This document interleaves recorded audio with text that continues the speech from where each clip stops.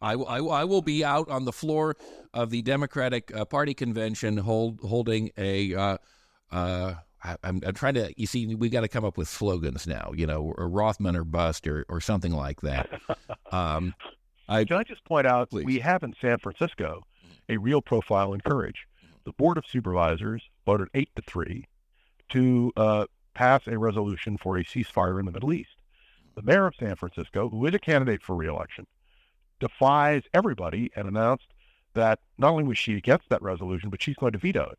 And now, sure, veto will be overridden because you need 8 votes, and they've got 8 votes already. But the point is, you do have individuals, a mayor of San Francisco, standing up very clearly for what I think is the right position. But this is the foreign policy issues are going to play a big factor in the election. And I want you to know, just so everybody's reassured, Donald Trump told his supporters, elect me and I'll solve Ukraine and the Middle East, and I'll do it overnight. We'll clean it up. And if you believe that, Beowulf, I have a bridge made out of gold that I would like to sell you right here in San Francisco. Well, Donald Trump will sell you a bridge of gold as well, and he'll sell you the hotels, and that's probably how he intends to conduct foreign policy if he gets anywhere near the White House again. It will mostly involve like Trump hotels and personal graft. Can I just say a word about Hunter Biden? Mm-hmm. And I say it because, as you know, the Republicans wouldn't hear him when he came to Congress. They demand a closed-door hearing. They've tried to make the whole question of Hunter Biden. And he showed up on them, actually. He did. And they still wouldn't hear him. Yeah. The sad thing is the Republicans keep pushing this. And if you listen to Fox, they keep pushing this. But there is no evidence of any tie between Joe Biden and the scandals that his son is involved in. And I think the American people, I hope, will be clear. But what's sad is that the Republicans keep asserting things that have not been proven. And they should know better than to do that, except they're playing politics with the president's son, who we deserve better from the Republicans. Absolutely. And I will tell you that I am in the process of reading episodically on this podcast. I am now in the process of reading episode 3, which should be out soon on this same feed that you're listening to now.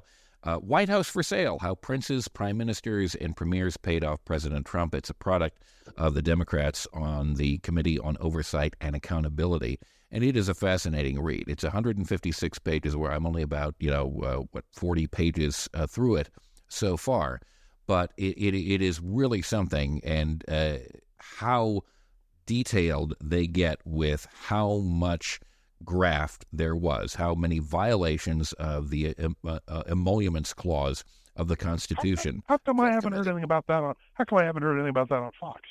Well, yeah, exactly. They would rather make a lot of distractions around Hunter Biden where there is nothing tangible, and yet here you have 156 pages, thick with footnotes documented about the very specific crimes and violations that Trump committed while he was president, and yet you have nothing but implications in terms of what Joe Biden did when it comes to what James Comer has produced on that same committee. He hasn't produced anything. He's just produced,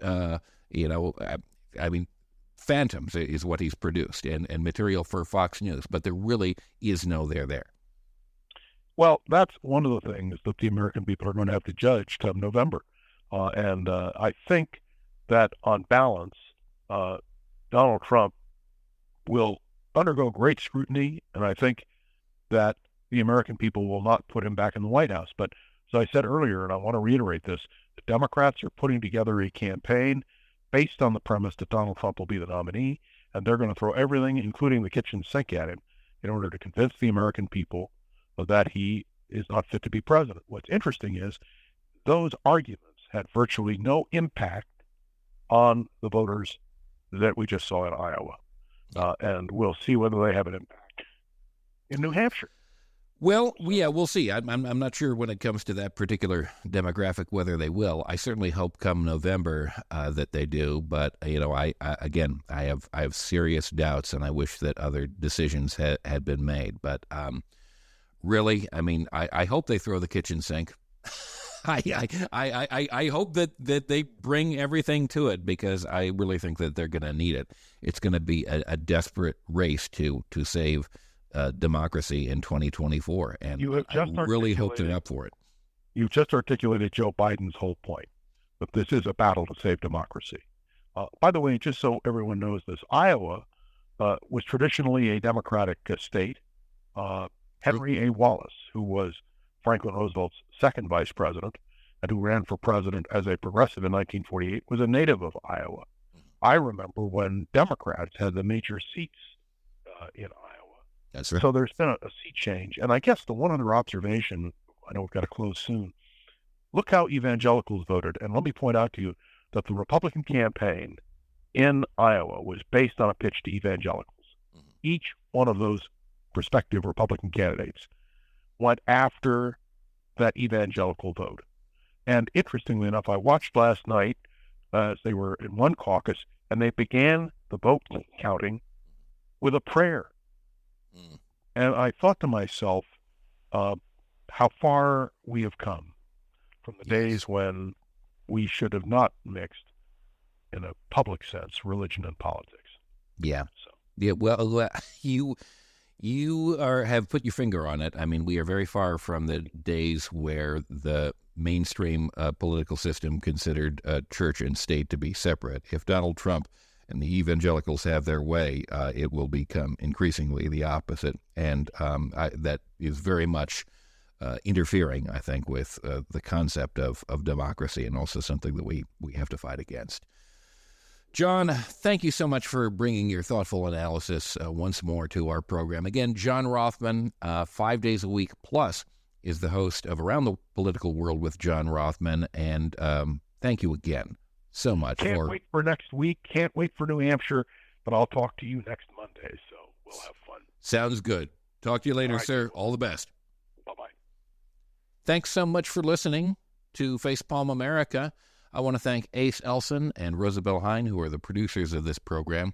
Please go to facepalmamerica.com for more information, and rate and review us on a platform available to you, like Apple Podcasts, Spotify. Give us a positive rating if you think it is deserved. It helps grow our show. And until next time. Enjoy the day.